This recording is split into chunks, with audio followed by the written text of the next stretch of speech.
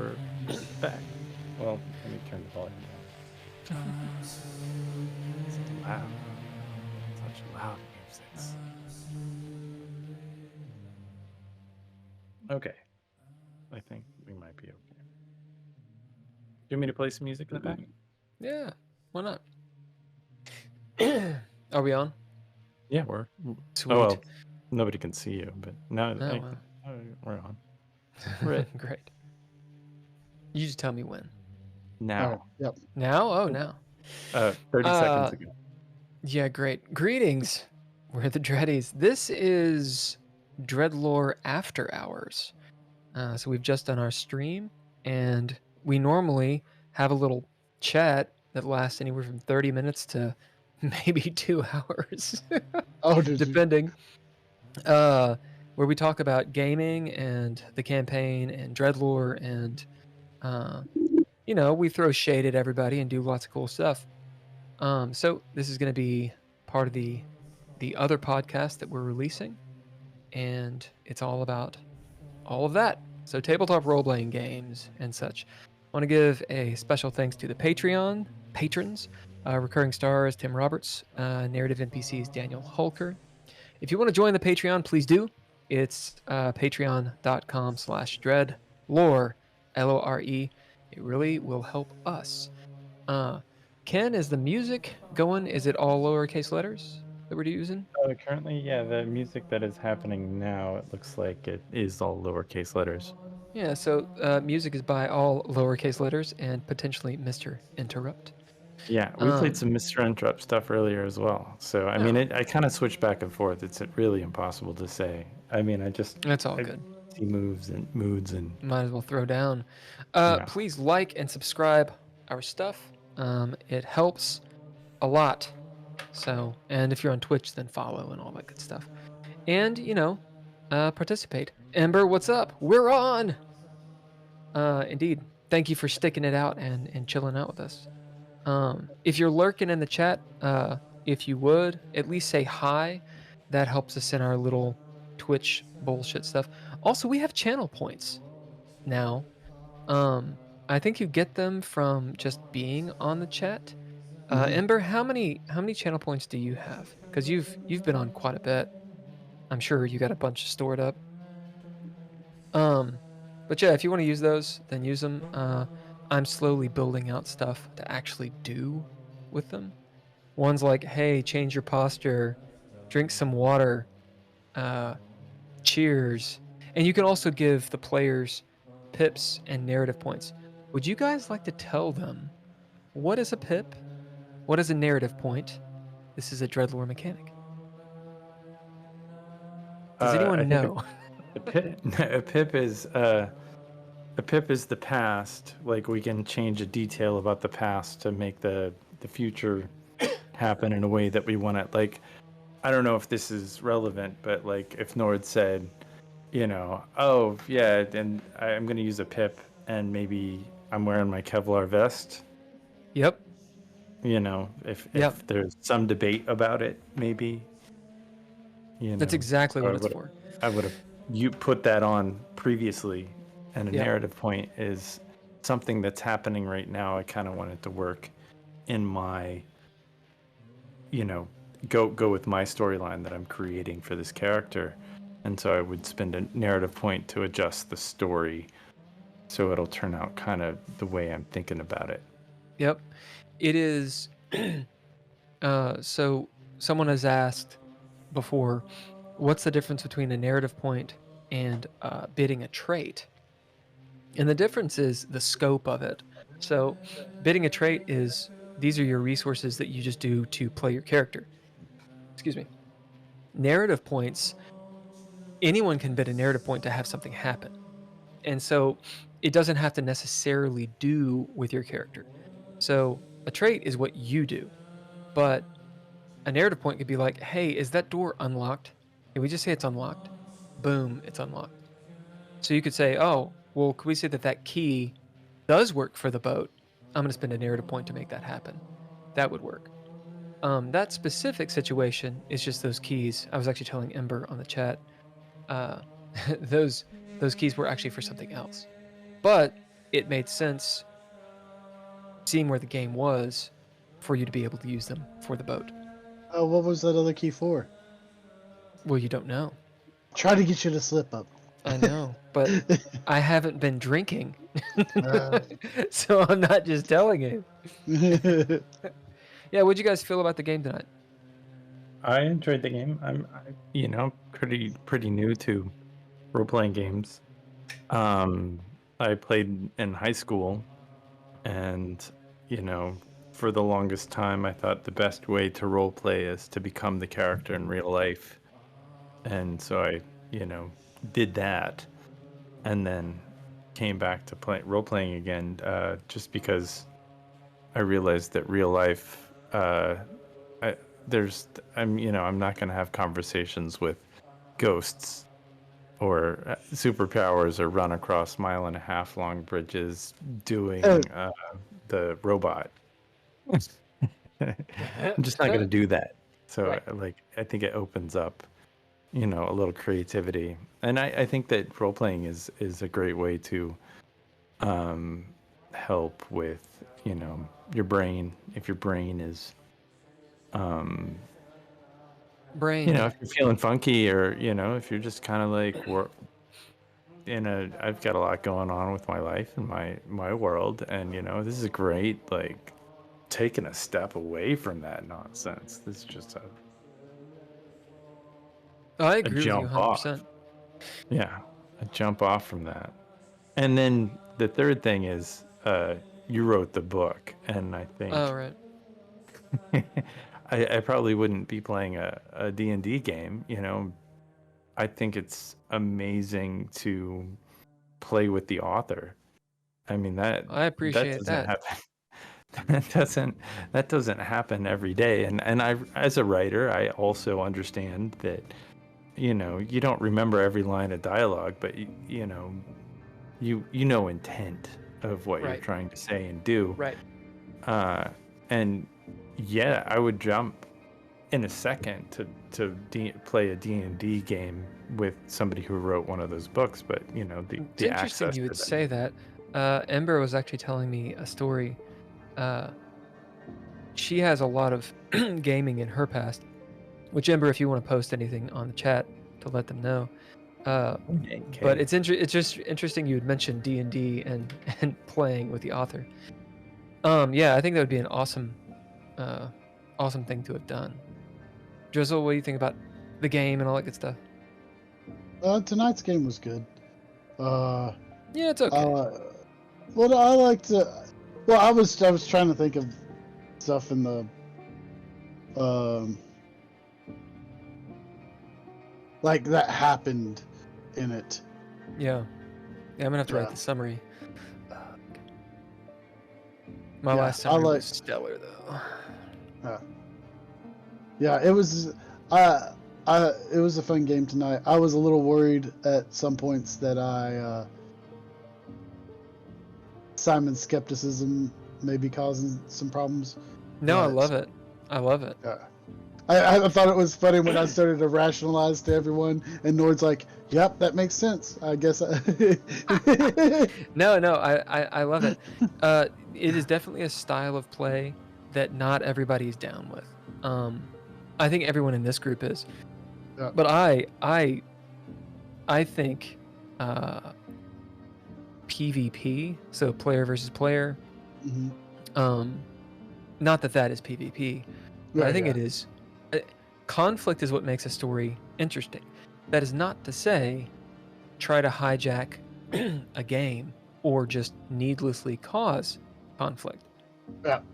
There have definitely been games I've been in, which Megan knows actually all about, where someone, a player or two will be like, well, I know that the action I'm about to take not just ruins the game, but it ruins people's enjoyment of the game. Sometimes it even destroys the game, but my character would do it, so I still do it. I do have a problem with that. I think that, like, if you're ruining something, then it's like, go get bent, right? Like, stop don't be a disaster on the game. Yeah. But at the same time, if you're going to play real characters, or I should say, if you're going to play characters that are deep, that you're really trying to investigate something, and the setting allows for it, such as a horror investigation game, absolutely. If you don't have conflict, I don't think it's very interesting. If I go too far at some point, let me know. But that's one thing I've tried not to do is I've tried not to push it on people. But when they come to me about it, I then rationalize it. I think you're going to be perfectly fine just because of your attitude towards it. Yeah. One of the things that, oh yeah, I see DJ, you're seeing it. Yeah, yeah, Megan. Yeah, it's the whole thing. It's the whole thing. I have so much to say on this subject, and I don't want to blow up everything. Yeah. People disagree vehemently with me. I've had players, more than one, be like, "I'm not going to be in your games, and I'm not going to play with you." And one of the reasons is because, in my mind, especially if you're in an open world, you should be allowed as a player to investigate your character. It's just some people, like, you can step on their toes so easily, and I find that most often with D&D players, but that is not to say that D&D is the cause of it. It's just D&D is ubiquitous, and it has that mentality of you're a party, and the party is united and has solidarity, and it should never go against itself. So if Tony finds a pair of keys, the first thing that he needs to do is tell the party that he's got the keys. And, Mariah jumping out and scaring him, that's not good. That's getting away from the plot. It's getting away from winning. And, I talk down about this because I think that's fun.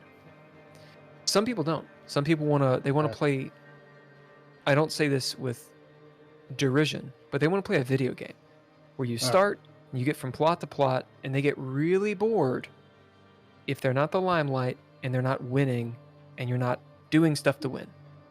That's a certain kind of play style, and straight up, my DMing, my arbiting, my GMing, whatever you want to call it, is not that play style. You will not have fun in my game if you like that. I was so waiting for Tony to punch. Oh, dude. I thought she was punch her, and I was like, because I would have run up there at that point, but I was so waiting because I knew it was Mariah. Mariah.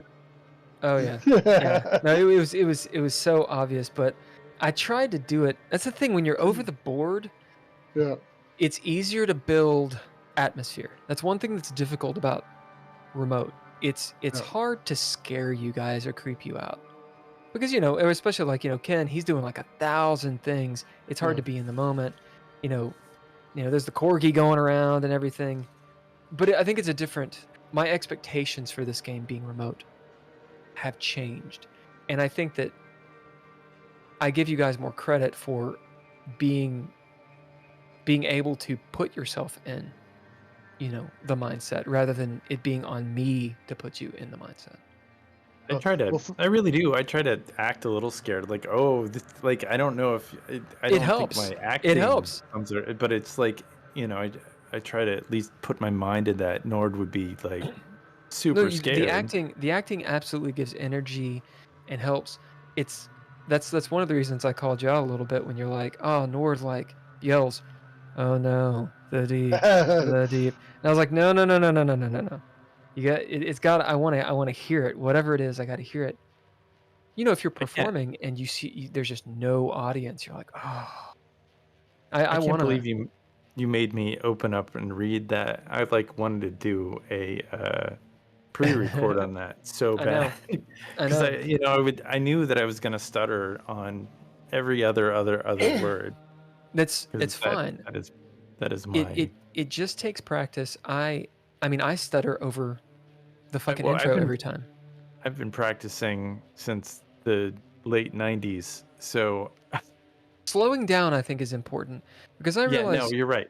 You're correct. I think I was pushing a little fast. And you're exactly right. Well, because you know that the time is going, and the thing is, though, you just have to slow down. Yeah. Yeah, I think. And Go on. having read news copy on radio, that helped a lot. But I haven't read news copy on radio in 20 years, and so I was at one point in time in a place, and you're exactly right. Practice makes better. Yeah. Yeah, Ember is essentially saying, for those that cannot see the chat, that she found out that Uncle Gary, when she was a kid, was Gary Gygax. Gary Gygax and Tracy Hickman created Dungeons and Dragons. And actually, the last time we hung out, she showed me these dice, these ancient dice. They're really cool looking. That actually he apparently gave to her, and I think he used. So that's badass. Going to Gen Con and actually being able to play with Gary Gygax. I don't know how fun he would have been, to be honest. There's stories that he was a bit of a troll, but as a person, I think he's fine. I think that style of D&D, it's called OSR, Old School Revival. I mean, obviously at the time it wasn't Old School Revival; it was just D&D. But nowadays it's called OSR, like second edition style games, where it's a lot of fun,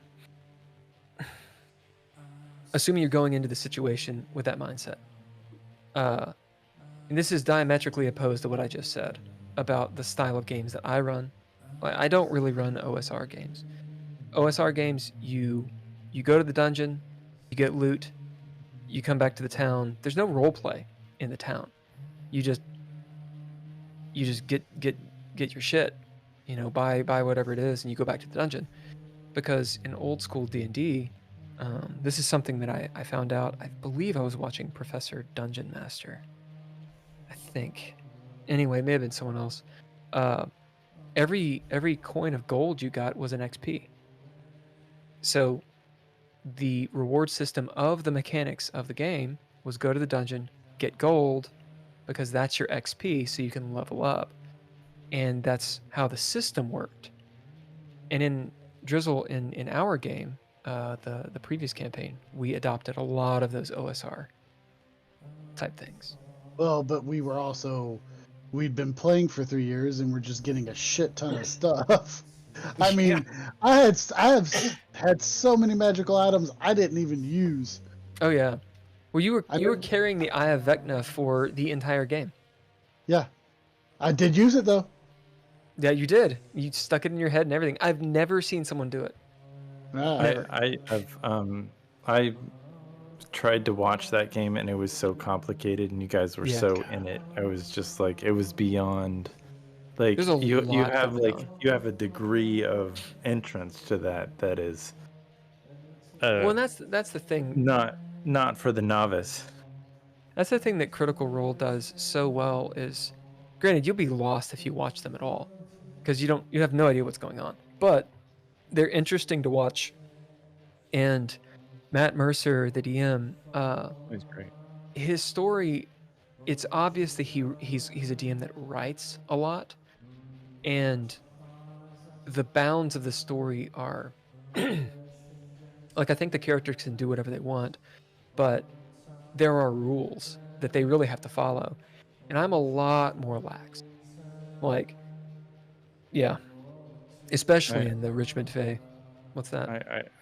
It's not going to focus. I'm on season 3, episode 64. Well, don't do any spoilers because some people haven't seen it.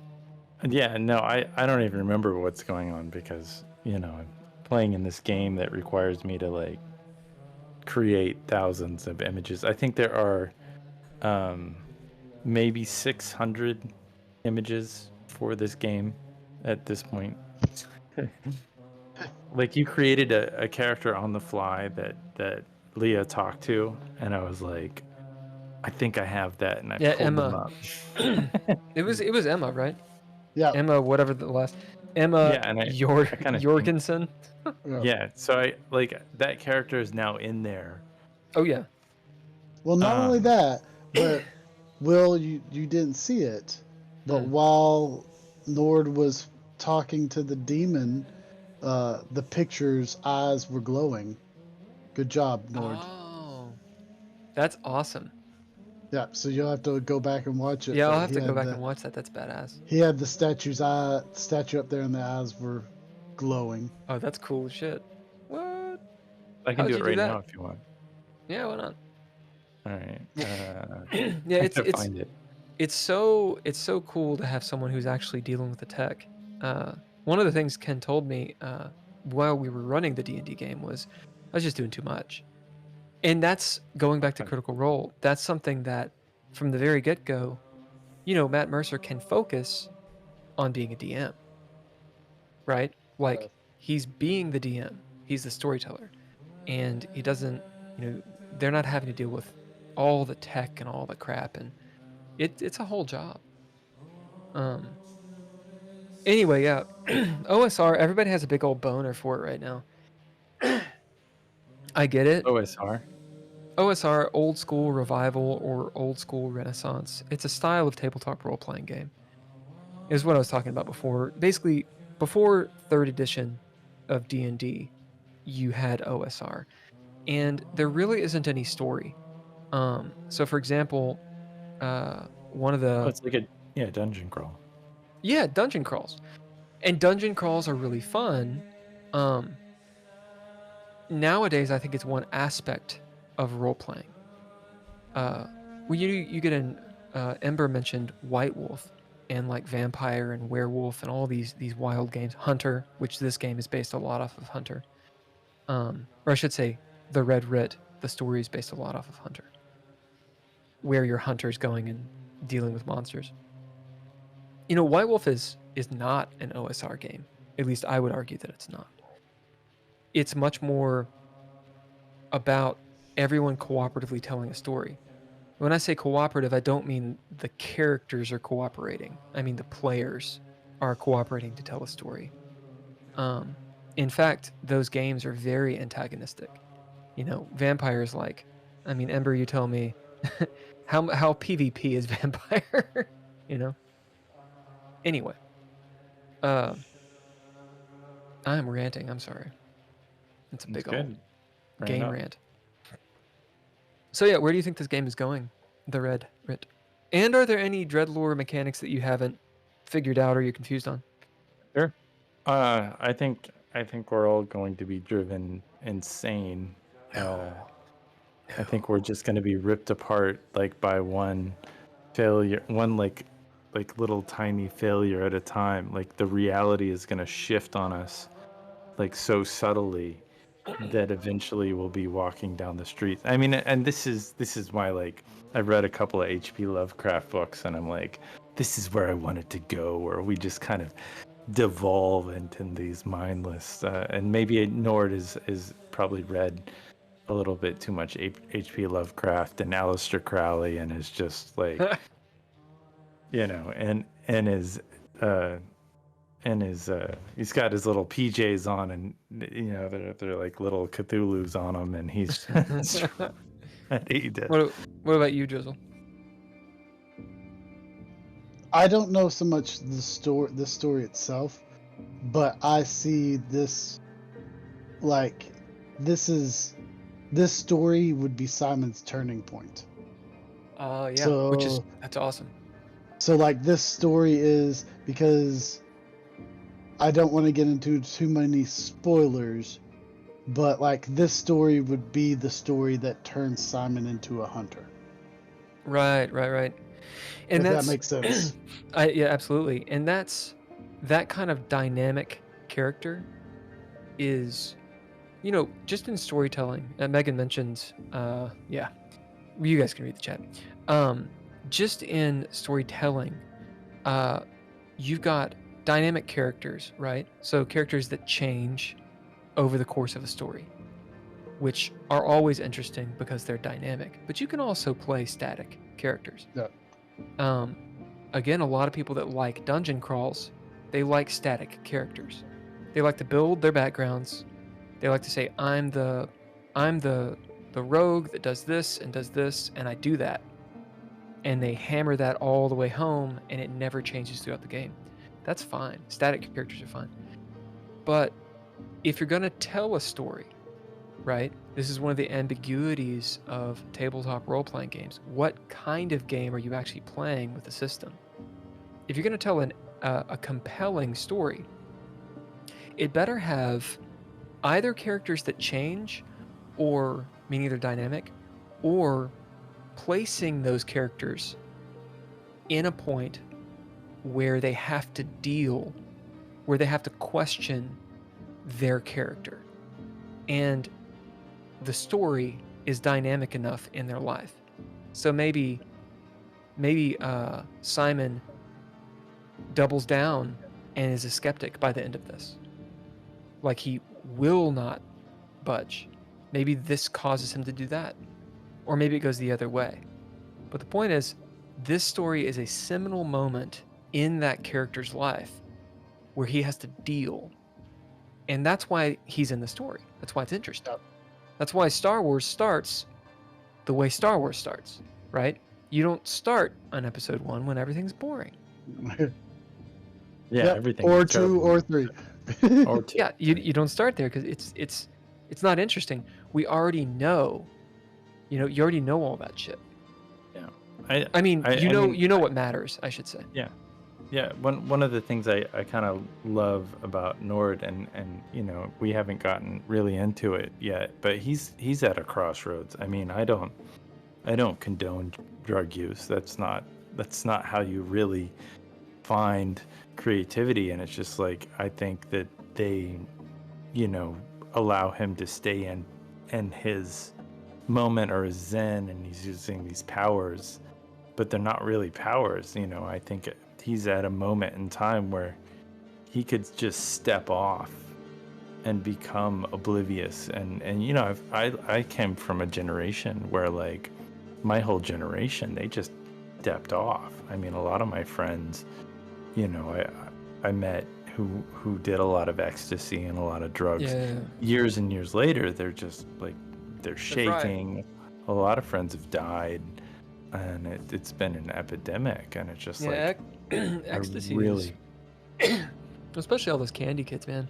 yeah. Like, I mean, I was at the tail end of the rave generation, and that was just, it was disturbing. And Nord is he's not doing ecstasy or heroin. Well, he might be doing heroin, he but does heroin. I mean, but again, that is something that I want him to struggle with. And yeah, and he's it definitely goes- he's gonna struggle with it. Up Right. until now, he relies on it, and so, he doesn't have to struggle with it. But that's something to explore for sure. Yeah. It's been benefiting what he thinks he wants in the short term, but I feel like in the long term it will definitely he'll run into issue after issue. Yeah. I mean, I'm projecting. I don't know. I mean, he might try to get off it again, because I think he was off of it right before this campaign. He was clean, and then just kind of relapsed when the strange stuff started happening. So he knows what it's like to, and I used to smoke cigarettes, and as when quitting those things, it was probably the hardest thing I've ever done in my life, and I was fortunate that it wasn't something else, but it was definitely, withdrawals are no joke, and you have to be mentally prepared for something like that. Well, that's 100%. I mean, especially like if you think about society in different eras, right? Like those kinds of drugs, just drugs in general. What we think about them. We're children of the 80s, pretty much, and drugs are bad. because that's what we were taught. Even if we don't think drugs are bad, you know, when you're hammered with propaganda constantly that, for example, marijuana is the worst thing in the world. I mean, that's what I thought when I was a kid. You know, like, what's the Gateway. dude? What's the dog? Uh, take a bite out of crime. What's his Is name? that the McGruff? McGruff. Yeah, McGruff. Yeah, dude, and Dare and all that shit. Like, it was obvious. You know, this is your brain. This is your brain on drugs. Yeah, You know, with I the was frying pan. so in love Like, with her. and this is Yes, that is correct. and this is all propaganda. I mean, you can easily abuse drugs. By no Sure. means are we condoning the use of drugs, but isn't that interesting? Like, you know, 100 years ago, people use drugs all the fucking time. You bite laudanum and just be like, "Hey, what's up?" and you Yeah. do it. Yeah. Yeah, But they there was were all- obviously drug abuse. sure. But the thing is, it wasn't demonized as it is now. I mean, opium was the entire fucking opium wars in China. Yeah. You know, Yeah. But that was a war itself. I mean, that was the British, you know, kind of pushing opium on Chinese people.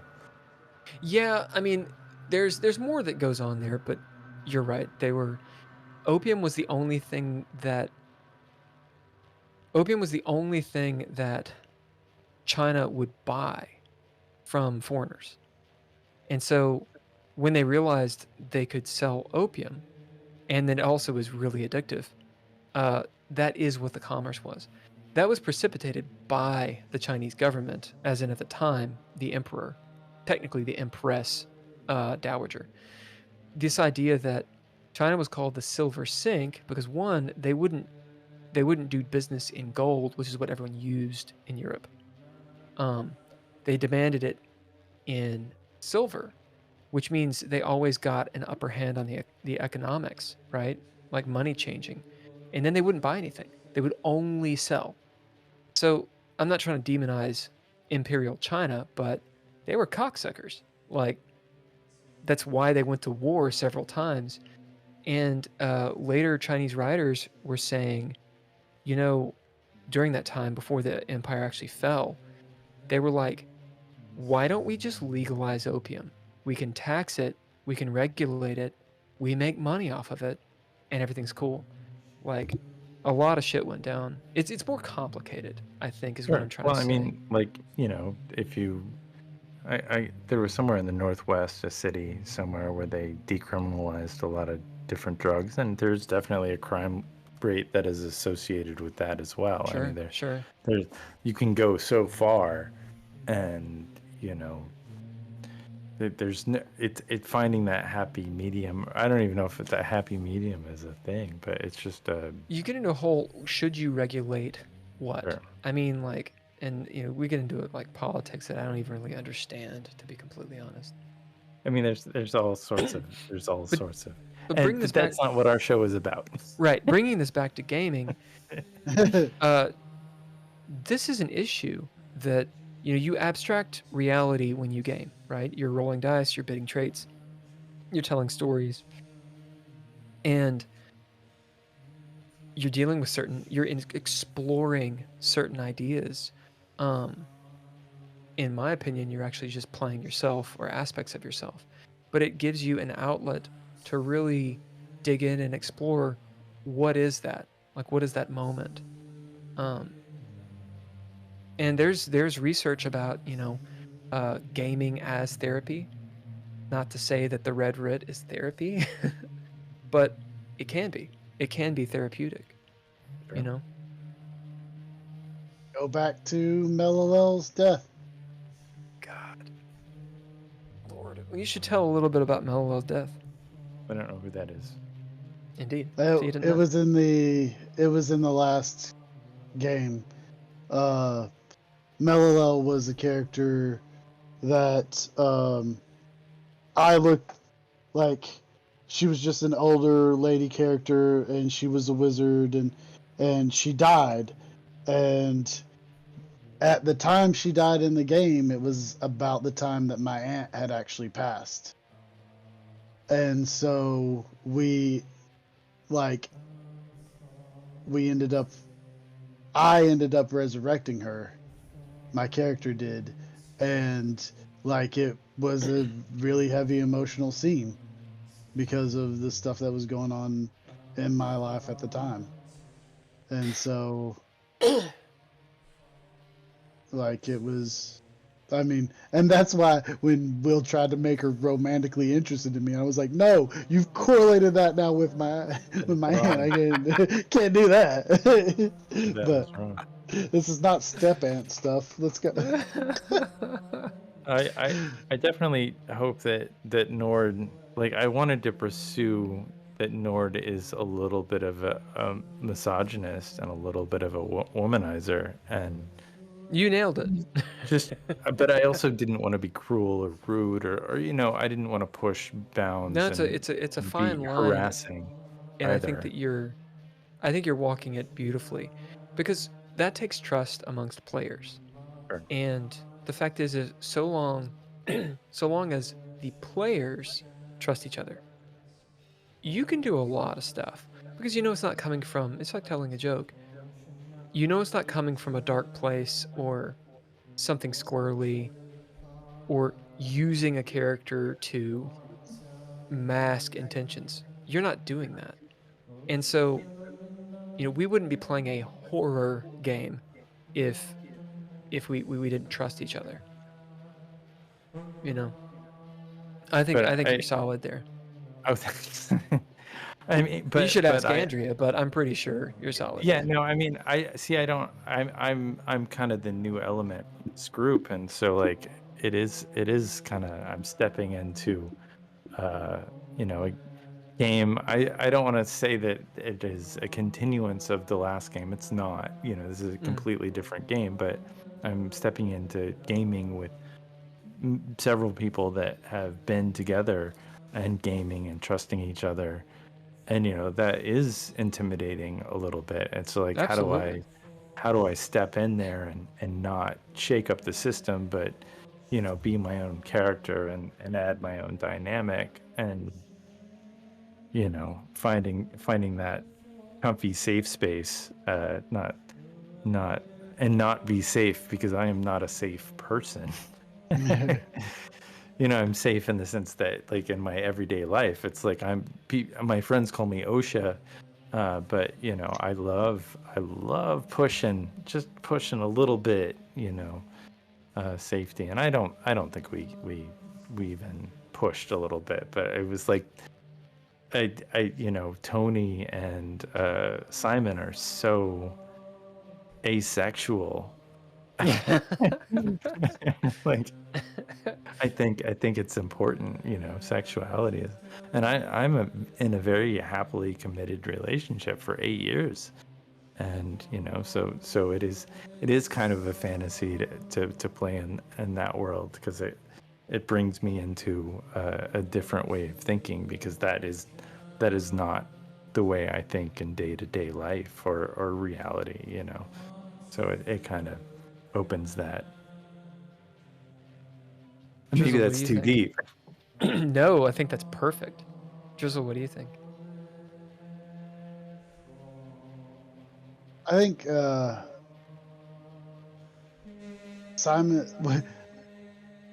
Simon's just too hard boiled. Is why he's not. I thought it was funny when quite literally before you jumped on, we were talking about Nord's minor goal was to get laid. Might be a major goal at this point. and so, and he's like, well, there's always, because Rebecca. And I was like, Yeah, Rebecca well, seems like she's down. I was like, Yeah, I depends on what mean, kind of. I feel like as I mean, she's a lady of the night, man. a minor goal that would be more successful than meet and interview Lady Callie. I feel like that is that might be too difficult. So I mean, and I think you described it a lot better this time. I think my major goals were impossible, and my minor goals are major goals. And Right. like, when you said, oh, you got to get off the island. Yeah, so a minor goal in the idea of major and minor goals in DreadLore, I mentioned the reward system in old school D&D, being loot, because that's XP. Minor and major goals are essentially XP in DreadLore. And the idea is that when you are completing your goals, you're getting XP, and then you're advancing. And everyone has them. Anytime anyone gets a major or minor goal, the group gets a tally. And once that gets up to 12, the group as a whole advances. So in that regard, it's this idea that, let's say this game takes a turn where you're really just focusing on Nord's goals. Like, it just makes sense that you guys are pushing towards that. Well, he's going to be getting his goals, but you guys aren't. The idea is the group is still advancing because he's benefiting. Of course, the best part is when their goals are in more of an alignment, but they don't have to be. The other thing is, when you decide your major and minor goals, the only way for you to accomplish them is by doing the story in a way that accomplishes your goals. So whatever the Arbiter's story is, has got to match up. It encourages the players to go along with the story that's being told, right? You could say, I want to go to New York. It's like, great, well, you're not going to get any major or minor goals because that's not where it is. Would a minor goal for Nord be to drive the boat back? I mean, and can you change it in between sessions? I mean, yes, you can. You just have to tell the Arbiter, and you can't really do it impromptu unless the Arbiter says it's cool. No. So the idea couldn't be, you get to the boat and you're like, hey, I'm going to change my minor goal to this. That doesn't make any sense. Yeah, no. A goal needs to take you about 1 or 2 sessions around. Now, there's certain things that it would make sense for. Go on. Okay, so then maybe I messed up because not last game, but game before last, I had achieved my minor goal, and at the end of the game, they all ran out into the alley, and it was just me and Mariah. Right. So I was like, my minor goal was to watch out for Mariah. And so when the next game started, and Leah was like, "Well, can you babysit him?" And I was like, "Okay," because that was perfectly lined up with my minor goal. So that's fine though. That's fine though. That's just but it was draw. Yeah, I just thought it was hilarious that is the way it worked out, and so then I ended up babysitting her. That's perfectly fine. Now, if it had been at the end of the game, me being like, okay, well, you're going to have to take care of her. And you're like, cool. I'm going to write that down. And then write it down. Yeah. And it's not like it's against the rules. It's cheap. Like, the point of major and minor goals, yes, it's to get XP. But really the point is to push the story forward, right? And that's also why it's up to the players to say, hey, look, this is what my major and minor goal is, or how I want to change it, and clear it with the Arbiter. Because like everything in this game, it's a conversation back and forth between the Arbiter and the players. Now, my minor goal right now is to find out where the masquerade is. Yeah, that's fine. That's my minor goal. My major goal I need to fix because my major goal would not work in this game, basically. Yeah, and sometimes that's the case. One of the games I was in recently, in Nigel's game, it was a Star Wars game that he ran. It was a really good Star Wars game that he ran in DreadLore, and until it fucking fell apart because of player bullshit. But that aside, it was excellent before then, and several times I would have to talk to him because I was playing. He was actually running it. And I'd have to say, look, I can do the minor goals with my character, but I really don't have any major ones because my character really isn't the main character of the game. I typically play driver personalities, but as in active characters, but really it's not about my guy. And so he and I had a lot of conversations back and forth of, okay, well, maybe this is what it should be. And that worked out pretty well. towards the end and such. Anyway, all of this said, I think by dint of the nature of this game, it's not OSR. You're not just trying to do the dungeon. But if you dig a little bit deeper into OSR, because as I built this game, I obviously pulled from those fundamentals quite a bit. I think OSR is about coming to the table with a collective headspace, meaning you're all in the same headspace. You know what the game is about. You know the expectations of the game, and what your characters can what latitude you have. And the goal is, as in the purpose of you playing, is to investigate that character, to keep on getting goals, and to push the story forward. And in a lot of ways, that is an OSR idea. You got this reward system that you keep on coming back and doing. So you're not going to a dungeon to get loot. What you're doing is you're going into the world, investigating it to accomplish your goals, and then repeating the process.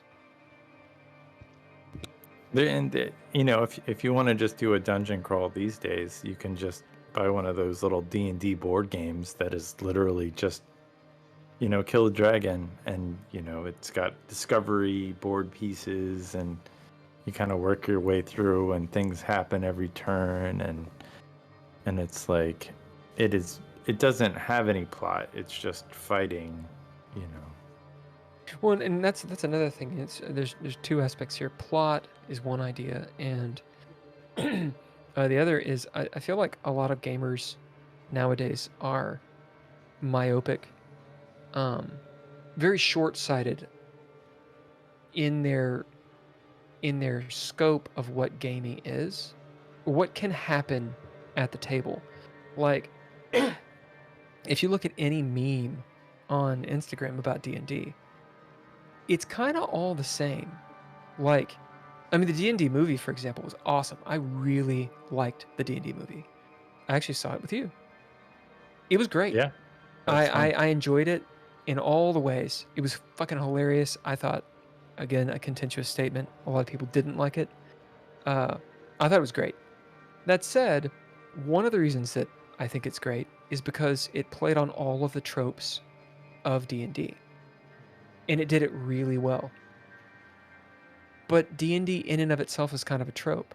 Like, I just went to a meetup trying to peddle DreadLore and, actually meet some gamers out here in California. And there's a stigma of gaming at a game shop, which Megan, I'm sure, can tell us all about, because we've talked about it. This idea of you go in and there's a certain kind of person that's there. I'm not trying to talk bad about these people, but it's kind of like it's just always, like, the stereotype is just true. I go in and I sit down and I'm just kind of like, I don't want to just be a creepy rando jumping in on somebody's D&D game. But that's how I feel. Like, I'm not invited here. And there's no one being like, hey, who are you? And meeting and greeting. This is a very stereotypical idea of going into a gaming shop and everyone's painting their minis and just doing their own thing with their own groups. It's not very accepting, right? Immediately. And I was listening to some of their games. And I was like, I wouldn't want to play in that game. Like, it's so unimaginative. Like, it's very granular. It's very plotty, to go into that word. It's you get to the door. You get to the door. You get to the bad guy. You kill the bad guy. You get to the next bit. Like, it's plot. And there's nothing in between. So people are doing one of two things. They're either stone-faced, like, here are my mechanics, okay, and I can do this. Okay, I can swing again. Okay. But, I just sped it up times 12. Like, yeah. It's like watching paint dry. You got that person. And then the other one is the Rick and Morty person. like everyone thinks that that's funny. Like, I cast magic missile against the darkness. Everybody. Everything is a tongue in cheek. Lightning bolt. Yeah. Lightning bolt. Everything's a joke, and a bad joke, and like nothing can be taken seriously. There's never drama, because there's never a risk, right? I am so ranting right now. Rant. No, I mean, I don't. There are parts of Critical Role that I really enjoy, where they get into the characters and they're back and forth, and they're clearly professionals. They were professionals before they started. Yeah. That kind of learned as they went. But they get to fighting the big baddie at the end, and I'm just like, I'm out. It's one of the most boring things in the world. Like, and I have to jump off here, guys. That's cool, man. Yeah. Sorry. Thank you for hanging out, Drizzle. No problem. I'll see you guys later.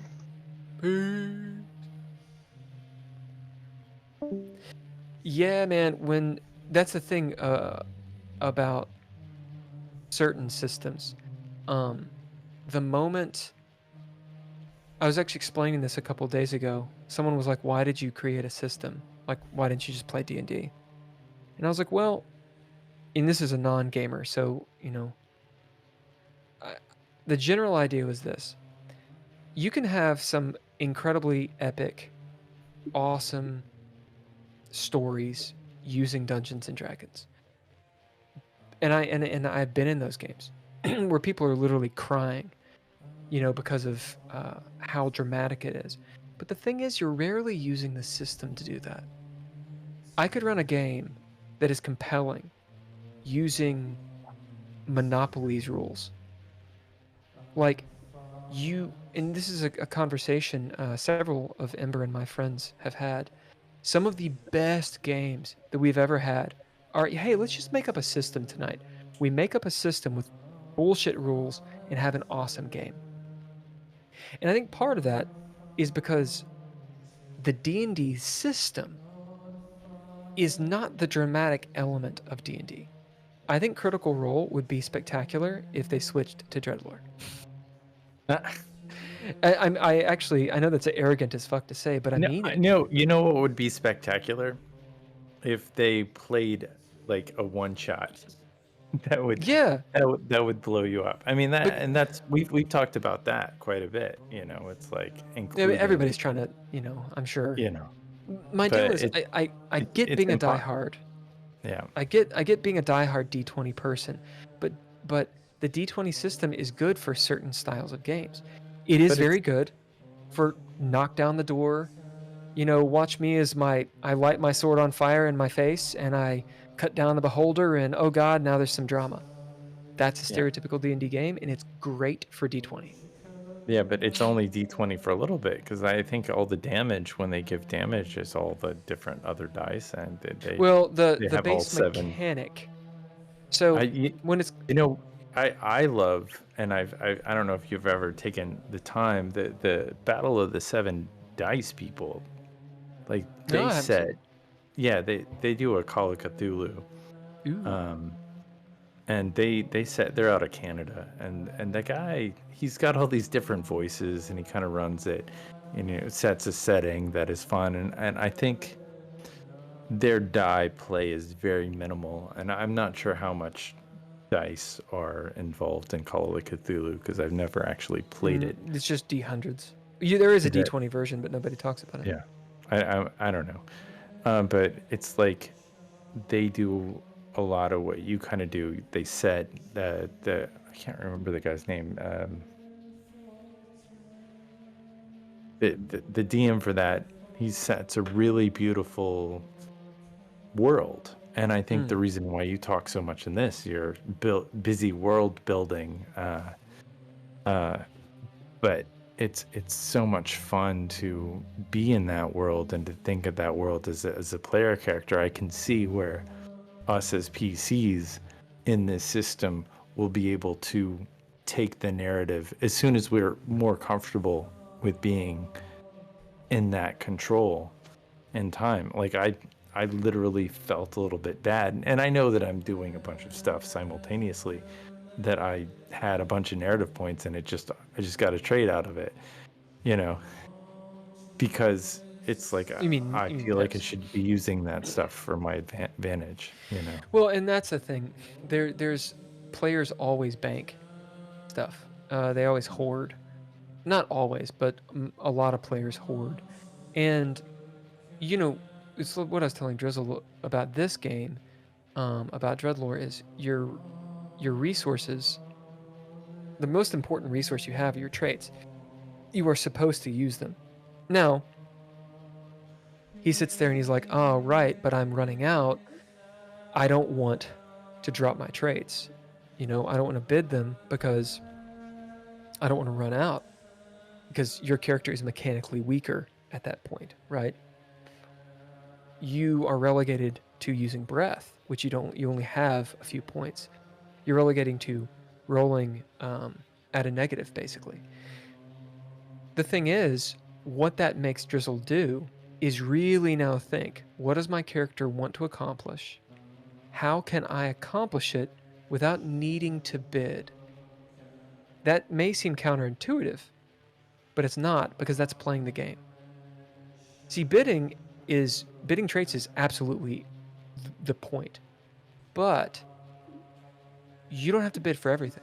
And if you think outside the box a little bit and be like, wait a minute, do I really need to control this? Can I sneak around this kiosk and just be ready? Yeah, of course. Of course you could do that. And there's a scene in my mind of that actually happening, right? And a lot of times that's not happening in other games. Sure. Well, I mean, with me, like there were several times in this last game that I wanted to bid traits. It was like, I feel like I was just a trait junkie in a lot of ways, where I'm like, you know, I need to do this, I need to do that, and it's like I wanted to, you know, Leah's character, I wanted to kind of push forward with that, and you know, show that Nord was like, it was sort of some chest beating or something like that, you know, to verify his place in the order, and it's just, I definitely think I've made some traits that should be abilities, and abilities that maybe Well, they're all relatively the same thing. Like, all an ability is, it's a assuming you're not talking about something in the book, because those are, like, you know, standard. All an ability is, it's essentially a way to get successes. So you can have, for example, a trait saying like trained sniper, right? And what that means is, part of your character is that you were a trained sniper, and so you can bid that trait however you want, depending on the situation. Then it's exhausted. So it is a resource. It's sort of the gusto you have to do the thing. An ability would be maybe trained sniper, right? So what's the difference? There is none. You bid them the same. But once you start adding upgrades to the ability, which you cannot do for traits, you get a bonus success when you activate it. And you can do 2 of those, max. So you can get upgrade 2, which means when you activate that ability, it gives you a +2 successes automatically on your throwdown. So, what's the difference then? Well, let's say I want to shoot somebody with a sniper rifle. I'm going to bid my trait, trained sniper, to do this action. I also want to activate the ability that I have, trained sniper, so that I can get my +2 successes. You can use any trait to activate that ability, including the ability itself. If you use the ability itself, you still have the ability to do sniper shit. So what's happening is, on your turn, to activate that ability, you've spent 2 traits. And I know this sounds confusing, because it's something that I have to explain. It's because it's a different way of thinking. But after running D&D so much, you have to explain game mechanics all the time to people. Sure. Game mechanics are not simple, and there's always some sort of math. D&D is incredibly math heavy. It's incredibly crunchy. Listening to episode 63 of Critical Role, they're like, they gotta math things, and they you know, they're hundreds of episodes in, and they're still kind of trying to figure out the there's people that there's this run called Rules Light, and essentially what it is or a narrative game. Essentially what it is you try to have as few numbers, as few moving numbers, as few dice rolls as possible. Basically, it's you want to do something, can you do it?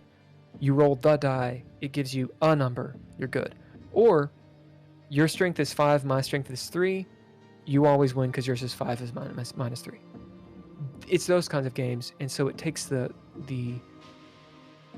focus off of the mechanics because there kind of aren't any. Yeah. And it's all on the narrative. There's something to that. I like a little crunch. I like the players also being able to revel in being players as well as being immersive as their characters. So you can be like, well, wait a minute, I want to build a combination that will work. That's interesting. That's a part of gaming. And that's why you get to choose what you care about Right. with DreadLore. Whereas, if you're playing a D&D game, you roll wrong. I really care you're about fine. this, but you rolled wrong. So going back to my And rant on with Marvel, I played the Marvel Universe RPG a million years ago, and it was like you said, if you have a strength of 5 and I have a strength of 3, we're not going to, Captain America is never going to stop Thanos. If Thanos hit down, Captain America would just be like poop. Doesn't matter what. He would have been, and so it's like watching the Marvel games. Like in that moment, I was like, I played the Marvel RPG. It's like Thanos would have he would have been a flat bit of cottage cheese, and they would have moved on. I mean, maybe because he had the shield, the vibranium took some of that, away and stuff. But I mean, I definitely, and having worked with Marvel, it's just like, seeing the dynamics of how they rate their power of their characters, and then they play them in the movies. It's very. It's always all over the place. It's very fluid. Well, that's just talking about systems. So there's a million ways, to skin a banana. But certain ways are better for certain styles of play and better for certain genres or settings. Like I said, D&D, or I should say D20, is very good for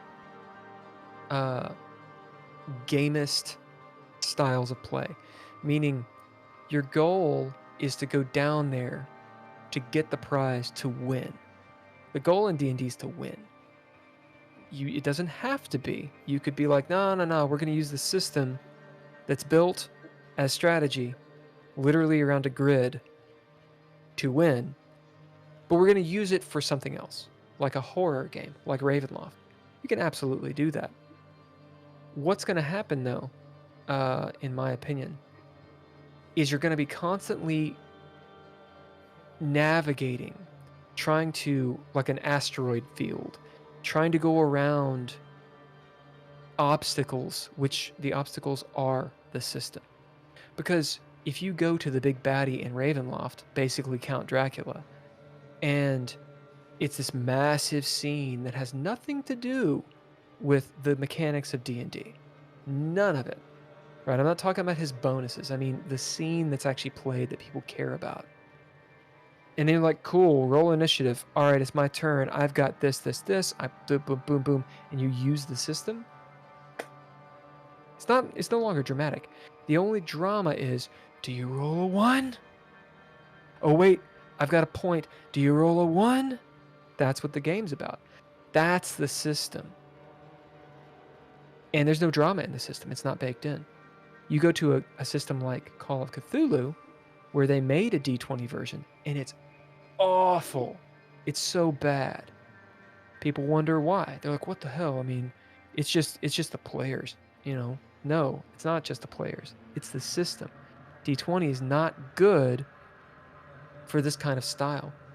The good version of Call is a D100. And it's just brutal. Because Call is supposed to be brutal, right? you're gonna die or go insane. You might get away, maybe. And so this idea of the D100 is you got all these skills and you got to roll underneath whatever your percentage is. So if you have a really high percentage, that means you're going to be very good at something, right? Like shooting guns and you got like a 90%, 9 times out of 10, you're going to do it. Some will say, well, math. Okay, well, that means you essentially have, an 18, basically you're always rolling an 18 or something. As in you have a plus 18 to your roll if you moved it to D&D. It doesn't quite work that way. The percentages work that way. But the way the system is built around D&D, it's going for something else. You're always trying to get a higher number. Always a higher number. In Call, that's not what it is. Like, you roll your shit, and whatever your percentage is, you gotta roll under that. The only mechanic that I know about is you can basically burn your sanity to lower the difficulty. What that means is this. In Call of Cthulhu, if you use that system to play a D&D game, right? So people are always saying, oh, you could use D20 for everything. Okay, well, use Call of Cthulhu. Now try to run a dungeon crawl. You're going to have a fucking horror game immediately. It's perfect. People are going to, after the first 2 players, immediately fucking die because they rolled too high on, the trap. Done. Because you only have like 7 hit points in that game, right? Done. You're going to be scared of everything. The mechanics make you scared. And in OSR, old school D&D, that's how it was. You walk through that door, Gary Gygax is like, cool, you're dead. No save. No roll. No victory points. None of that bullshit. You walked into the dead room, you're fucking done, dude. And it encourages a style of play which is strategic and understanding, wait a minute, where am I? What's going on? What do I need to do? All right, rant concluded, sorry. Nice. Well, I mean, I feel like this is any like the Red Writ is somewhere between a mini series and it could be a longer campaign, it could be not. But I feel like because we're starting to try to develop these characters a little bit more, and it's amazing to me how puzzle games and investigative campaigns and stuff like that, the answer could be right in front of us. Just right there, and we could just so much grab it and any second, and we'll never see it. It'll just keep eventually we'll stumble upon something, and I think we're close on some aspects, but I mean, clearly we've got several more places to go. You guys are starting to scratch the surface and get a little bit deeper. I feel like it's important to not become a Mary Kate and Ashley movie where they're just like, let's go over here and let's go over here. And that is the stereotypical gamer experience, because the players themselves have disassociated from their characters. Like, they care about their characters, but the mechanics don't lend them to care. They don't really have to put too much into it. It's kind of spoon-fed. Oh, this is my class. It's what I do. That's it. That's who you are. And your entire goal is to win. Whereas in this game, it's not. I think you guys have more than scratched the surface at this point, and what I'm expecting / hoping is we start to really dig into developing pretty much what you mentioned earlier, like about Nord, and he's not just this reckless dude, like there's something else going on. And we'll get to see and not just decide it, So many players just decide, oh yeah, this is my guy now. This is how it's going to go. Instead, it's a very organic process. And I think, will Nord, how are these non-prescription drugs going to influence him. You know, how are he and Leah? How are he and Leah? Are they gonna gel, or are they gonna be, more at odds? What's the relationship between Mariah and Leah? I think Sure. I keep on calling Well, her I Leah. mean, having played with Andrea in the past, I feel like we full on threw down in one campaign. So it's like there's really no telling where that will go. Oh yeah, It's yeah. definitely Andrea, she's a very bold player, and she's new. But I've seen her really grow and start really having some courage with her characters. Uh, yeah, I think it's going to be very cool. no. Leah's Leah's a tough character, and like Nord knows not to mess with Leah. Like Nord's ass would be kicked in this. There's She's no pretty tough. question, I think, in his mind that even though he's kind of squirrely and shifty of a character, he knows enough not to go up against a fighter. Ember says percentages. Playing percentages is always brutal. Sure. Apparently, she ran a game in Wraith the Oblivion in percentages. That's another White Wolf game, I believe. Yep, I heard And that. I'm sure it's utterly brutal. Mhm. Anyway, well, let's do some closing thoughts because I think we've gone about an hour, and Yeah, no, that's pretty good. We made some content. Yeah. I think that this will probably go out. We're doing part 1 of Writ on Wednesdays, part 2 on Fridays. Yeah. And then Sure. this would go podcasty maybe Thursday. Something like that. I think that'd be kind of cool. Yeah, no, I like the what it's like a table talk is what we're doing. Yeah. Yeah. Kind of thing. It's a table talk. I wonder if I guess starting earlier would be I don't not possible for the other guys. Well, it wouldn't be possible for them, because we're spanning literal time zones. It wouldn't be possible for me either. I mean, not every week, because I start at 4, and That's I'm early. literally at work. Yeah. Pretty much, I gotta hurry to finish up. Sure. Yeah, and I'm somewhere between like Eastern and Central time zone. Yeah. So it's I very confusing. It's like we start at 7. I mean, it's 6. Right. That's why we just keep it Eastern, and everybody goes off of keep that. it Eastern. I mean, it's I do a lot of scheduling in Eastern time, and it's really confusing in Central time. Yes. And I would imagine you experience that on the Pacific Oh yeah. Coast. I mean, scheduling.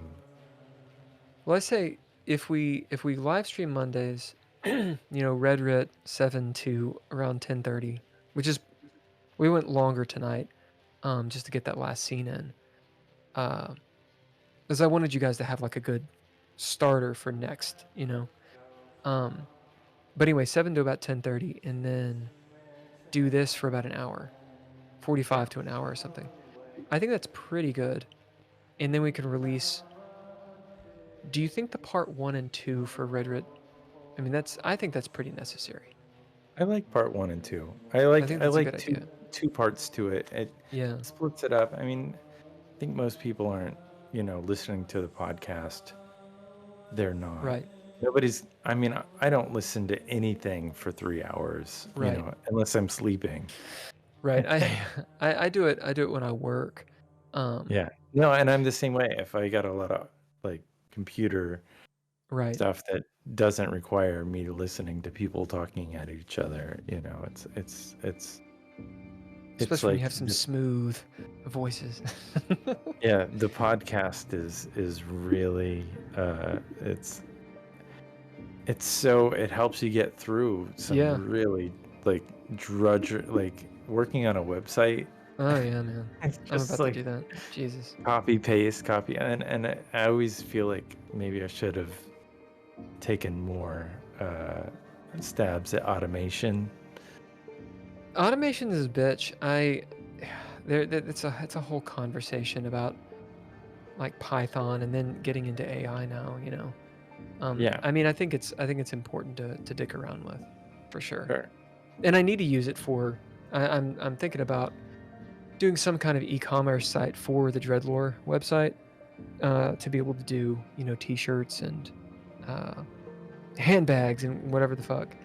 And I think automation is probably the right way, because I can code that, but you're talking about like 2 weeks of work, kind of for what if you can just pop it out.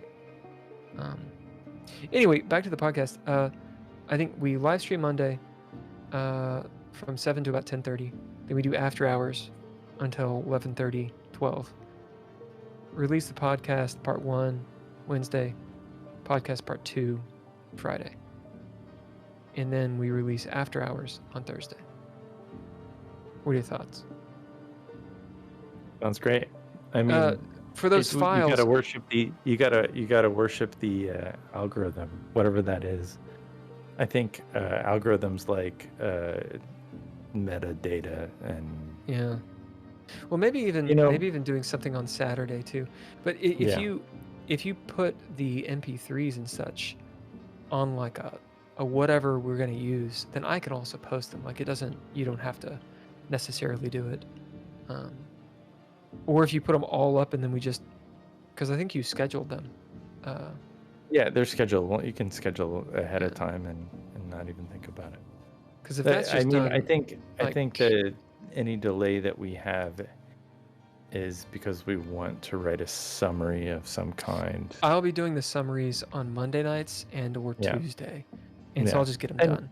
And just a brief summary. It's just super helpful. I mean, I don't start looking at, okay, what art do I need to generate for this until, Sunday night, because it's like everybody else is, spent, and I'll re-listen to the episode and like, did we talk about anything that we might need for this next episode?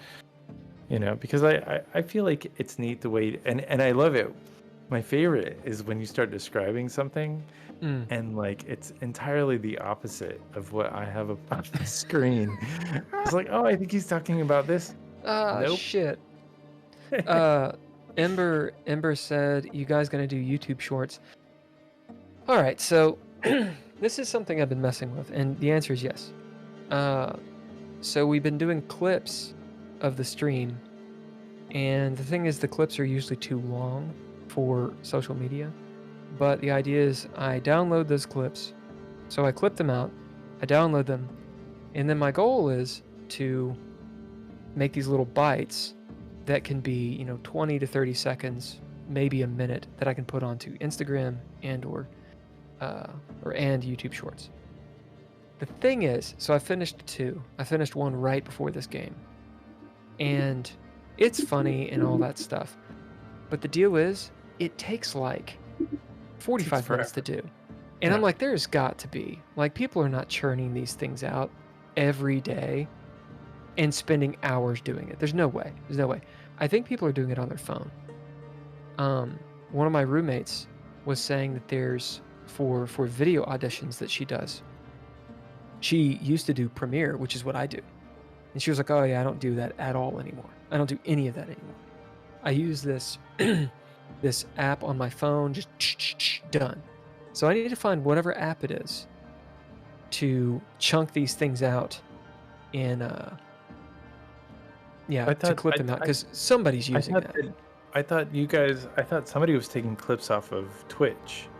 Like we are. The thing is, there's still processing that has to be done. So what Drizzle can do is... But it gets you to that point. It gets you to the point of like, okay, this is a moment. Yes, but it still takes 45 minutes to do it. Yeah. Because the thing is, using Premiere, which I want to punch that program in the face, cutting it is easy. But then, you got to cut it, you got to make a project, you got to cut it, you got to export it, Sure. That does take time, 15, 20 minutes, boom, right there. Mhm. Cutting, it's fine. The issue is adding titles. Yeah, the Because- titles are And it obnoxious. takes for fucking ever. It does. Having And made then also being um, able to zoom in real quick and that kind of stuff, Yeah. it takes way, like a Well, 5-hour buy-in that's then becomes a 10-hour buy-in. yeah, that's where you have your macros set up and stuff like that, Yeah. and that you have a formula in which you copy Ember and uses paste the in shot. I use That's the thing. I Go on. do use third-party plugins sometimes. I don't like to. Well, you're not- like a not goddamn goal. wizard. I mean, I've seen you throw down on Premiere. It's kind of annoying. You're really good at it. Like just making it happen. And it's impressive.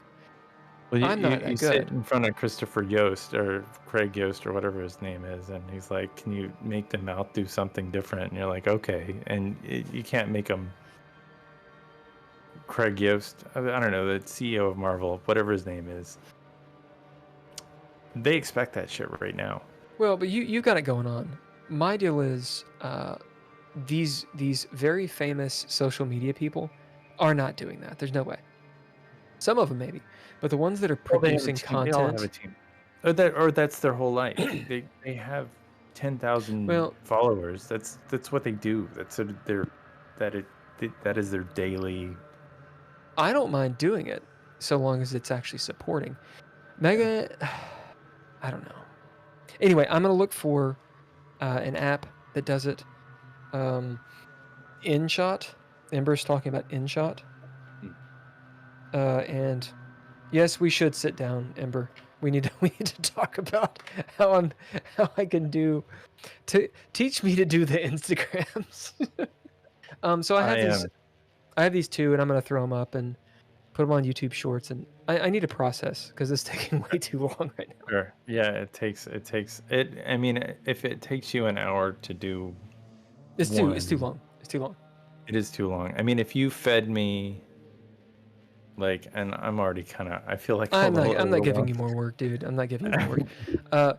What you doing the stream, and then I mean you are essentially doing the podcast, like, you're editing the MP3 however it is, and scheduling it, and uploading it.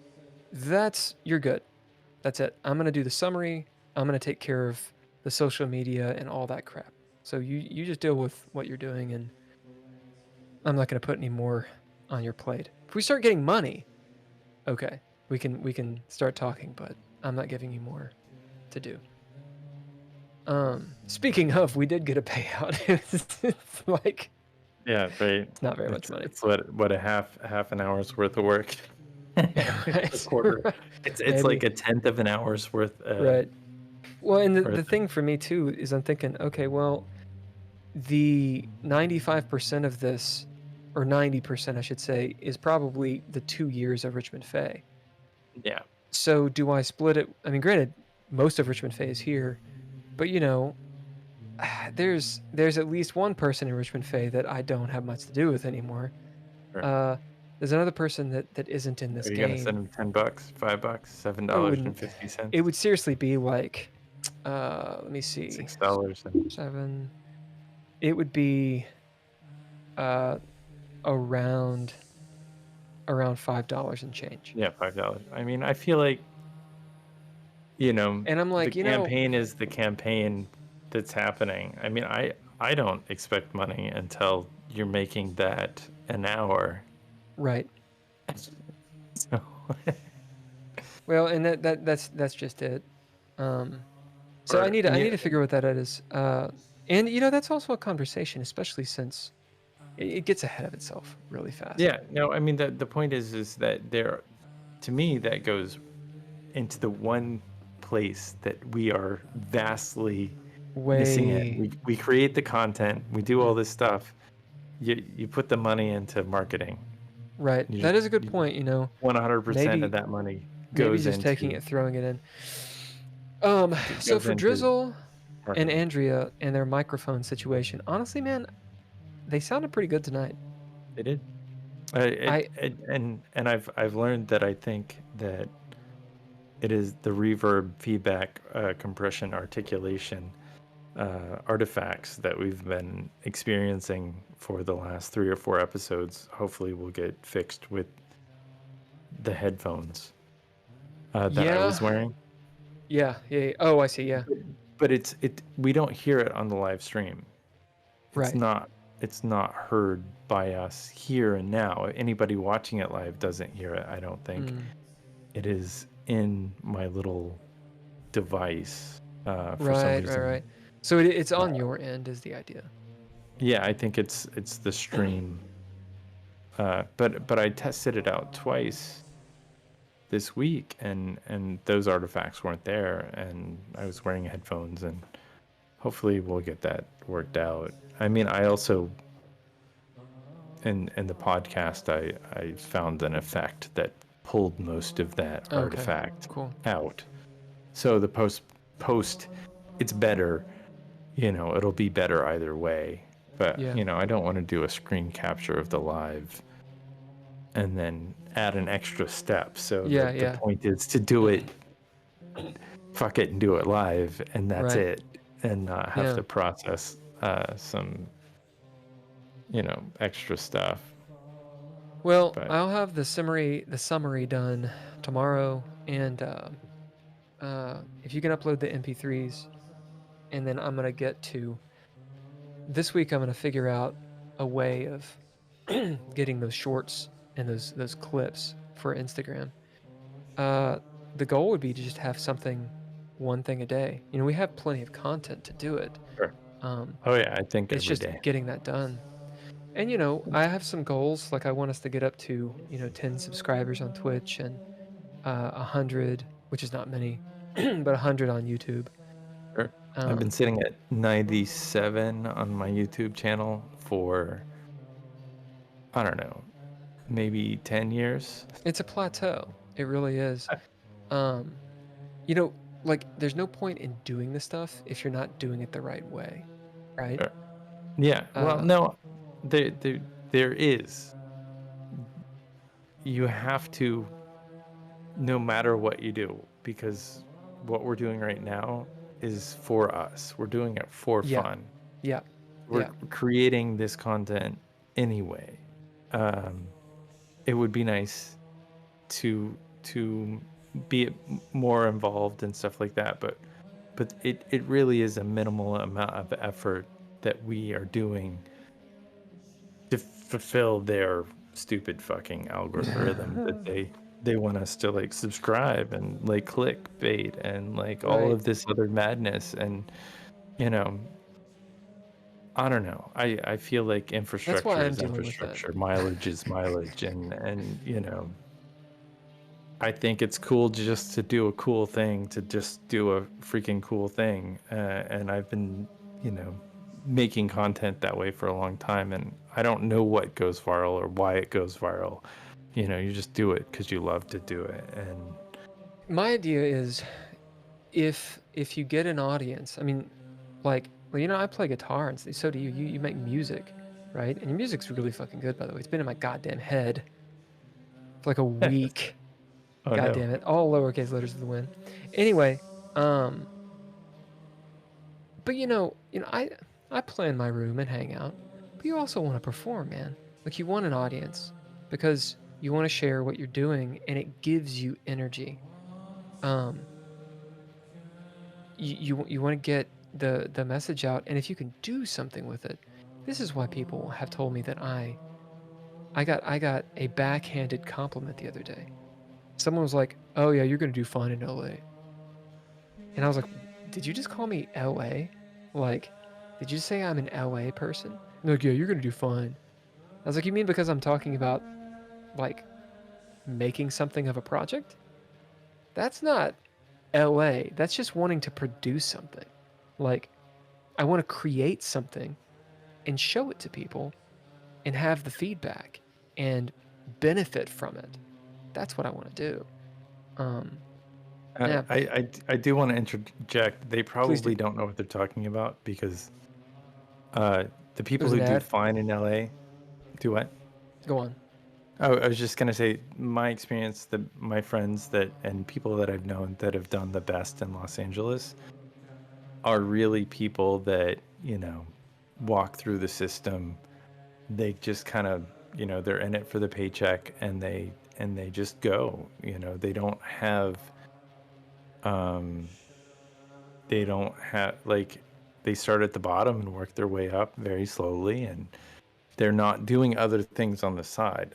They are doing the job that they were hired to do. Right. And, the people who and this is where money is like some bullshit. You can buy yourself in, and a lot of those guys that are doing producing and clearly directing and stuff like that, they went to film school. They bought their way in. Not to say that they're not talented, not to say that they don't have good ideas, because they are talented. They have great ideas. They have great vision. They work really hard. But, the difference between you going out there and someone who is very wealthy, they have an infrastructure in place in which it pushes them through a system.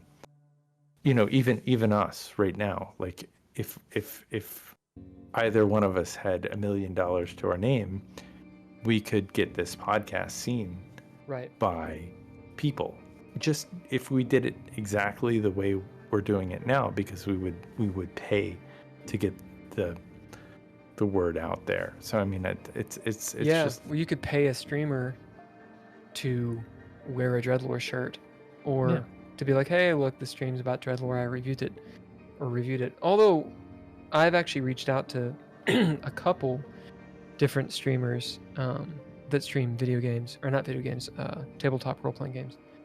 And one didn't respond because I'm sure that they get lots of email. The other one did respond, Professor Dungeon Master from Dungeon Craft, actually. And he was very polite. He was very cool. He was like, look, I don't take solicitations. Like, I've got to find your game out in the wild. And what that means is it has to have an audience, at least in my interpretation. Which, fair enough. I respect the hell out of him. And he did that publicly. Like, he was like on Twitter, like boom, boom, boom.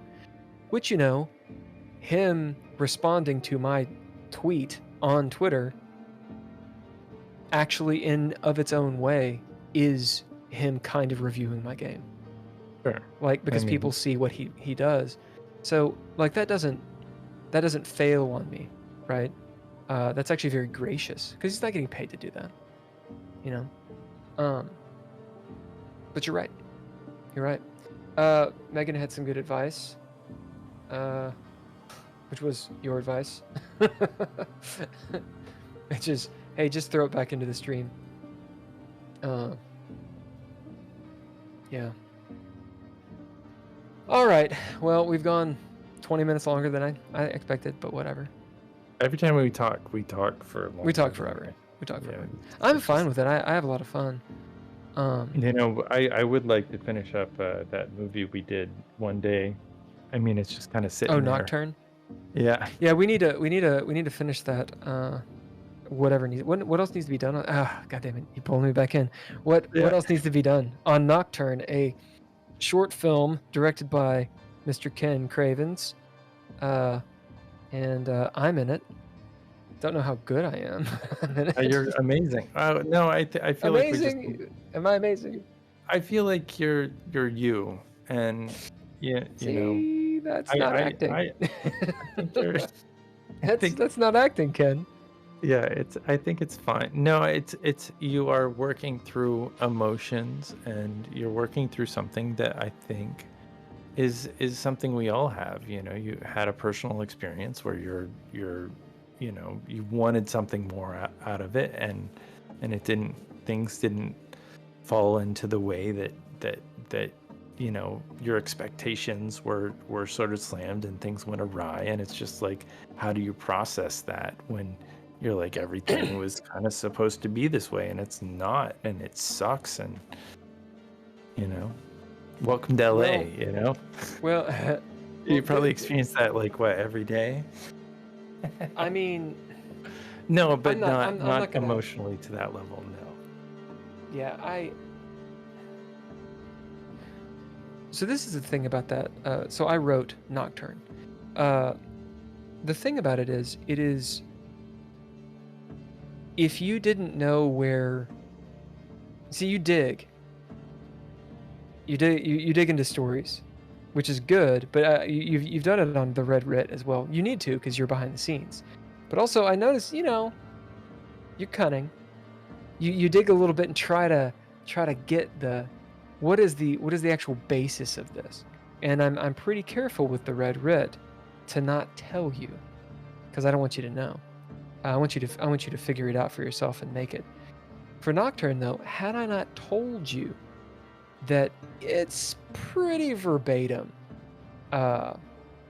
what went down between me and my best friend. Although, like, most of the dialogue is that. Although the situation, it's not just about that. It's actually about specifically 3 different situations with 3 different people. But I mean, just to interrupt you, there's go on. situations that we all go through. They're not. It's not Yes. It's not you. It's stylized to the point where, like, I have situations that I'm going through in this moment that I can absolutely relate to, and that's why I dug the story, and that's why I got into it. So it's not yours to keep. It's yours to. You gave it to me to, like, look at it, but clearly I didn't act in it. I didn't say one word in the film. It's not my emotion coming out, but the thing that's cool about it is that the emotion is of the human condition and of the Right. way that we think as humans. And there's certainly some heightened reality that is really wonderful, and balancing that heightened reality with like, you don't want to make it over the top. There's certain things that are going on. We got some pull back and push forward that I want to do in that, and some of it is just technical. I think it's edited. The timing is locked for this. It's just subtle. Like, we're in the particulates of, I call it frame fucking. And that's where it is. I mean, and it's been in that, and we've both been floating. I know you're floating. I'm floating. I'm not in the same place 3 times in a row. On the Red Writ, so it's like, how do we manifest that? what I'm trying to get at, I'm trying to make this fucking thing work, and it's not working. What I'm trying to get at is the character in Nocturne, like the male character that I play. A lot of me is in it because it's my situation, and I definitely was working through something almost therapeutically through that. That said, that character's not me. And one of the main reasons is because what that character does is not something that I do. In fact, it's the diametric opposition to what I do. So it is acting, but if it's just me, it's just me too. Why won't you work? Oh my god. And you'd never wear a shirt like that. I would never wear a shirt like that. I mean, one, because it makes me look fat. I thought it really does, dude. I look bad. I look so bad. It is. But there's a humility to the piece, and that Yes. is what Yes. you're right. is what you're trying to get.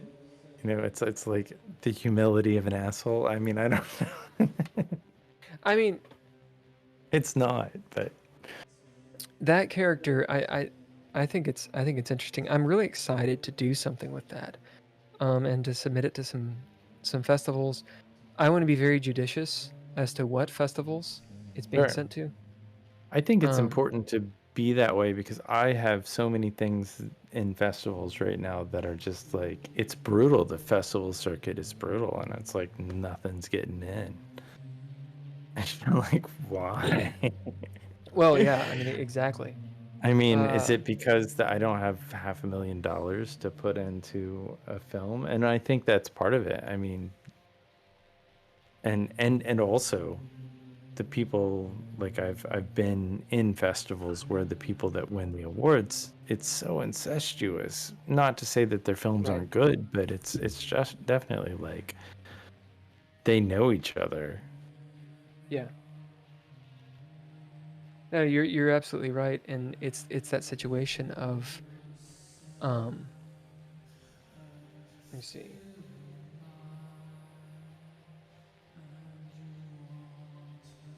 Yeah. There's 4. Okay, hold on a second. But I want to create a festival just like despite, if I wasn't so like busy and crazy, it's like I want to make like the worst film festival that put films in that clearly the filmmaker cared but didn't have the budget to like do an amazing thing. It's just the production value wasn't $100,000. It was about heart and creating a thing, and they had a story, and it's all a process. And maybe I'm bitter because maybe I'm less creative than I think that I am, and I should just kind of like This is not true. You are not. no, I just you just enjoy the process, and anything else is too much. So my, fucking hell, an error occurred. Please try again later. Twitch, why are you slutting me so hard? Why are you slutting me so hard? It's Twitch. What's happening? Oh, I'm trying to do this thing and it's not. Hold on a second. What's going on, Twitch? Why are you doing the Twitch thing? Do it. Do the thing. It says gifting 1 tier to 1 sub to DreadLore's community. Yeah. I don't know what that means. Just I have 4 or 5, It just whatever won't that is. work. Oh my god. Did it work? Yes. Oh my god. All right, 5 or Ember. 5. There we go. Jesus It Christ. happened. I've been trying to gift Ember a submission for like 30 minutes and it would not fucking work. I accidentally ended up gifting you a subscription because I didn't know how it worked. Is that Yeah. it's like Whatever. I mean, it gets feel us like to I'm 5 subscribers. That's I actually what I know wanted. I know so little bit about Twitch that It's I just think made me a moderator, and I can't moderate. Lord. No. You're fine. It's you're now a subscriber as well. It looks better for everybody. But yeah, my goal was to gift Ember a subscription because she's always on the stream. Yeah. Right. And it just took me so long to make that happen. God. Right. Did you have to play like Tetris and get so many lines of? No, you have to put in your stupid information and pay for it. But it goes into, the thingamajig. You are welcome, Ember. Ember, you support us all the time. Yeah, our other subscribers are badass too. It doesn't tell me who they are, but I know I believe Lil Gotham and Kentucky Fried. And then there's a third one. But I don't have the thing up. Oh wait, no. Maybe it's right here. Lil Gotham, Kentucky Fried. And I can't remember who the third person is. We did just hit a goal. That's pretty sweet. Nice. Because of me. Right. Okay, so now we're actually going to jump off. Yeah, I think I know that it's hard for me to see at this point. It's like we've been computering for, I think I started. Long time. I Like think 7 it's hours. 7 hours. Yeah. I think we should get paid for this. 7 hours. I think you're right. I'm gonna make sure with the rest of the players, as in the players in this game, but I think that we can take that money and do something, some sort of something with it. I don't know exactly what could happen with it, but Or it's your game. You can put it in your pocket and pay your rent because you're no, I rent mean I want it to go back into so much more than my mortgage. what we're doing. Ember is at 3.3 thousand channel points. Damn. Wow. Epic. Yeah, that's like Lil Don't know what Gotham. that I is. can't remember what she said hers was at, but I thought it was You guys- 30,000 or something. you guys, I have no idea. But she's Oh. also been consistent. Lil Gotham has been on every stream, Yeah, every stream. like all through the Richmond Fae campaign, which that's intense. Yeah, Ember's old school though. She was with me on something Bunkum on my video podcast. So funny thing, would it be funny or possible while I still have you? This is a long shot, but if Nathan and Lee showed up as like the good and bad side of Nord and sat behind him. Nope, we're not doing that. Nope. I love Nathan and Lee as as players.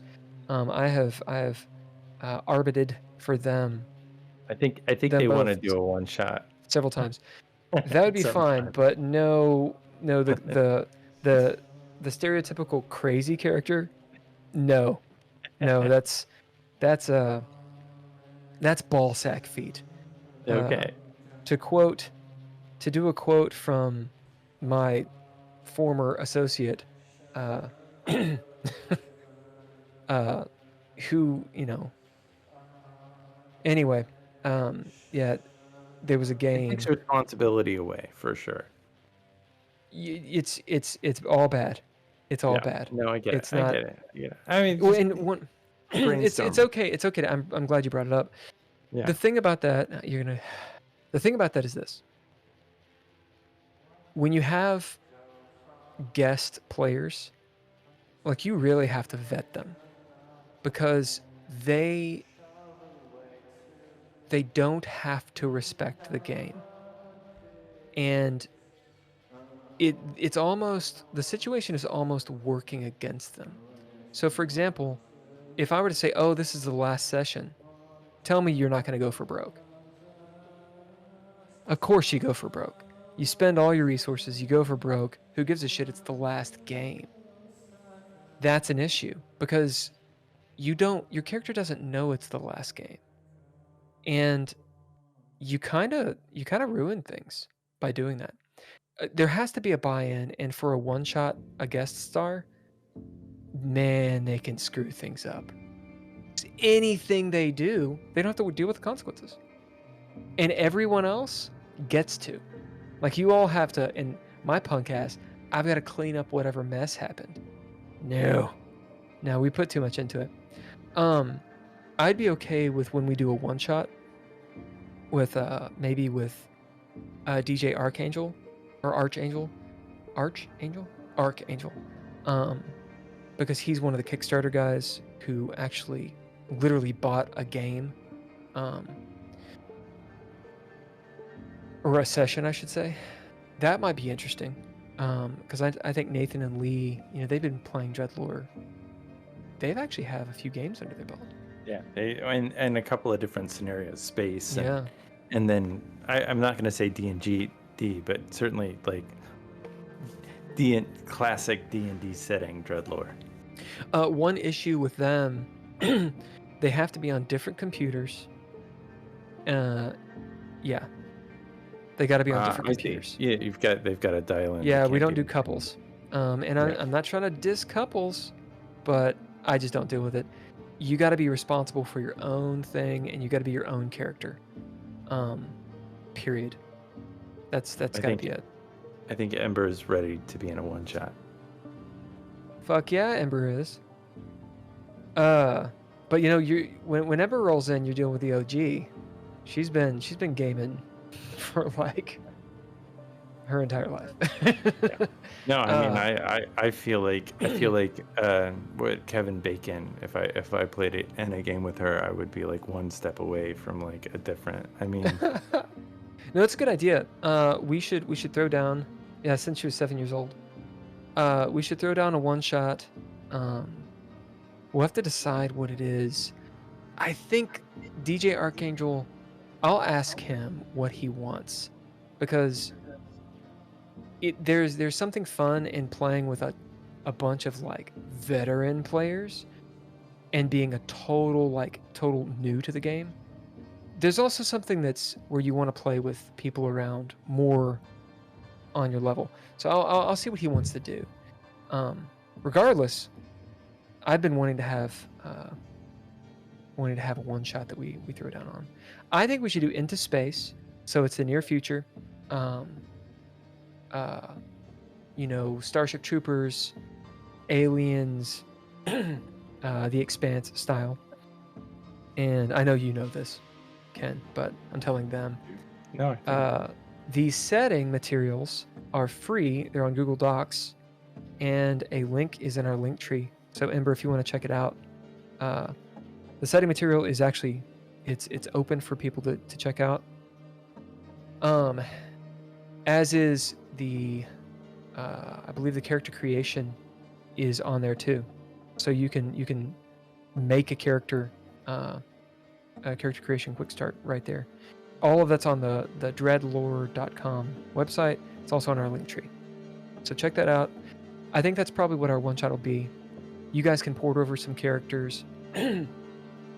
It's a lot less serious, but we can be pretty wild in that game. And I'll see if DJ wants to play in that. He might want to do more of a high fantasy. Anyway, that's neither here nor there. Let me power watch the show. Oh yeah. Yeah, I'm thinking we'll probably do a one shot next month. I think we have a pretty good rhythm with this. I want to do at least maybe 10 before I want to get to a breaking point where it's like, okay, let's take a break. Some big shit happened. The first arc of this is done. After I realized the Red Writ was such a good game and you guys are such good players, I pretty much was like, this is a fucking campaign. Like, we're going to be doing this for a while. So I want to get through the first arc, and then we can do a one shot. What do you think? I think it's scary. I want to get scared. I've spoken. I want to cry. I've spoken for about 5.5 of the 7 hours straight.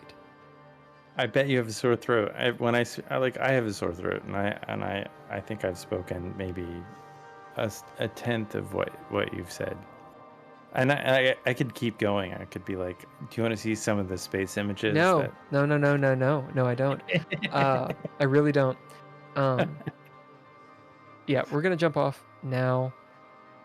Ember, thank you so much for sticking it out the entire time. You hung out the entire stream. You've been here with us all of these hours. Peel and eat a raw potato. Halo? What? You like the halo that I set up? I do like that. Yeah, it's a good halo. That's pretty good. I see it. Yeah, peel and eat a raw potato. I mean, I'll eat a raw potato. I like that. That's some traditional Chinese medicine right there. All right. Oh, it will help your throat. That's a good idea. I need some potatoes. I don't have any potatoes. Yeah. All right. Ken, I'll talk to you on the morrow. Post the MP3s. If there's any problem, let me know. I will get to the summaries. And if you have time, we can actually chat. Ember, I'm going to chat with you about how to cut these things up into social media crap. Okay, last bit for anyone who actually watched or who will watch. Like, subscribe, Follow us, subscribe, share Like, DreadLore with people. share, like, subscribe. Go to DriveThruRPG. Get any of the pay at what you want materials for DreadLore. The getting started guide is $1. The PDF of the core book, which is a masterful PDF, by the way, is $12. The actual book, hardback, is $65. All right. Thanks to media production by Couchfire Media. Music. Have we had music the whole time? Up until like when you said we were Yep. gonna stop, and then I stopped the music. Music by all lowercase letters and Mr. Interrupt. Again, special thanks to the Patreon, Tim Roberts, Daniel Holker. If you want to jump on at patreon.com/dreadlore, that would help. And yeah, that's pretty much it. Thanks. Bye. Bye.